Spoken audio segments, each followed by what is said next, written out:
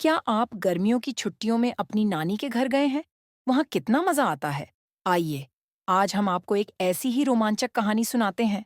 गर्मी की छुट्टियां शुरू होते ही मोहित, रिया और उनकी छोटी बहन सोना बड़े उत्साह के साथ नानी के गांव जाने के लिए तैयार हो गए। हर साल की तरह इस बार भी वे अपनी गर्मी की छुट्टियां नानी के घर बिताने वाले थे। नानी का गांव हरियाली से भरा, शांत और सुखद होता था। शहर की भागदौड़ से दूर, यहाँ का जीवन सरल और शांतिपूर्ण था। जैसे ही वे गांव पहुंचे, उनका स्वागत नानी ने प्यार और ढेर सारे पकवानों के साथ किया। नानी की गोद में बैठकर कहानी सुनना उनका सबसे पसंदीदा काम था। गांव में बच्चों की मस्ती का कोई अंत नहीं था। सुबह सुबह उठकर ताजे दूध और मक्खन के साथ नाश्ता करने के बाद वे सीधे बाहर खेल के मैदान में चले जाते। मोहित और रिया का सबसे पसंदीदा खेल था पेड़ पर चढ़ना। गांव में आम और जामुन के पेड़ थे, जिन पर चढ़कर वे फल तोड़ते और खा जाते। सोना थोड़ी छोटी थी, इसलिए वह नीचे बैठकर उन्हें चढ़ते देखती और तालियां बजाती। गांव का तालाब बच्चों का दूसरा पसंदीदा स्थान था। दोपहर की धूप में वे तालाब में कूदकर ठंडे पानी में तैरते, हंसते और एक दूसरे पर पानी फेंकते। गांव के अन्य बच्चे भी उनके साथ खेलने आते और फिर शुरू होती मस्ती की महफिल।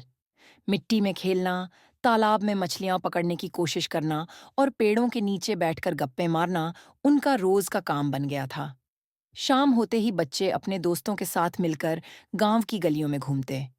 वहां के पुराने घर, खेत और बैलगाड़ी देखना उनके लिए बहुत नया और रोमांचक था।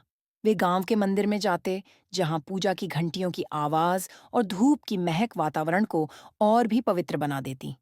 रात को जब वे घर लौटते, तो नानी के हाथ की बनी रोटियां और साग खाने का आनंद कुछ और ही होता। खाने के बाद नानी अपनी पुरानी कहानियां सुनाती, जिनमें राजा रानी, भूत प्रेत और गांव की अद्भुत घटनाएं होती थीं। मोहित, रिया और सोना बड़ी दिलचस्पी से ये कहानियां सुनते और उनके मन में तरह तरह की कल्पनाएं करने लगते। गांव का जीवन साधारण था, लेकिन बच्चों के लिए यह किसी जादुई दुनिया से कम नहीं था। बिना टीवी और मोबाइल के भी उनकी छुट्टियां बेहद मजेदार और यादगार बन रही थीं। वे सुबह से लेकर रात तक खेलते, हंसते और मस्ती करते रहते थे।